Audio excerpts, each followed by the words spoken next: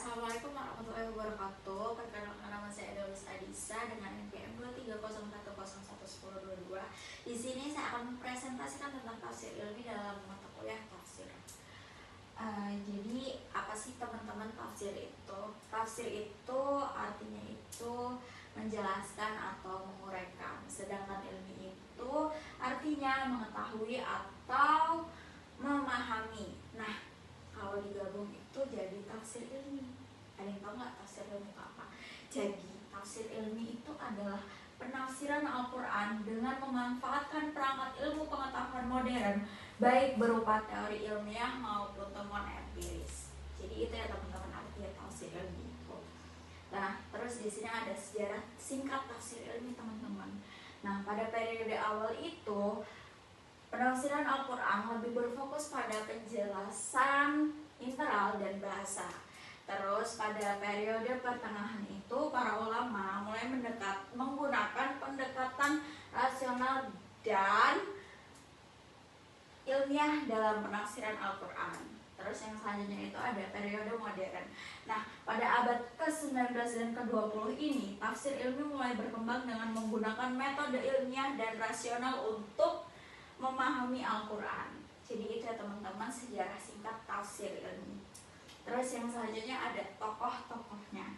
Jadi yang pertama itu ada Muhammad Abduh teman-teman.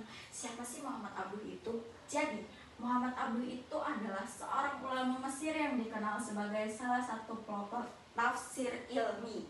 Nah, yang kedua itu ada Rashid Ridho. Siapa sih Rashid Ridho itu? Jadi Rashid Ridho itu adalah seorang ulama Mesir yang melanjutkan karya Muhammad Abduh dan mengembangkan tafsir ilmi. Nah, yang ketiga itu ada Sayyid Qutb. Siapa sih Sayyid Qutb itu? Jadi Sayyid Qutb itu seorang ulama Mesir yang menggunakan pendekatan ilmiah dan rasional dalam menafsirkan Al-Quran. Nah, jadi itu ya teman-teman tiga tokoh yang masuk pelopor tafsir ilmi. Nah, terus selanjutnya ada penerapan tafsir ilmi. Jadi penerapan tafsir ilmi itu bisa diterapkan di berbagai bidang. Salah satunya ada bidang pendidikan.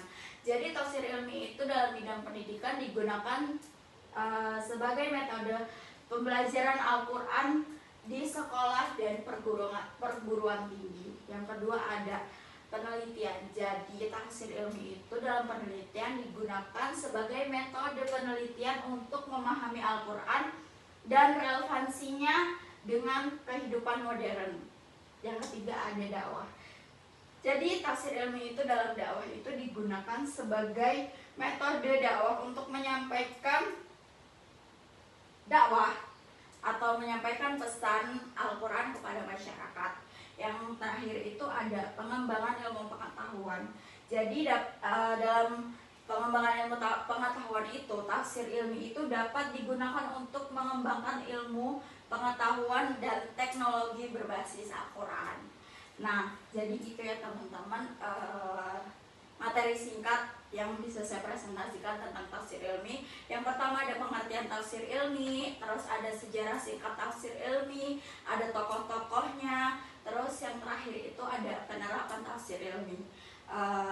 Itu saja yang bisa saya sampaikan. Kurang lebihnya saya mohon maaf. Terima kasih. Wassalamualaikum warahmatullahi wabarakatuh.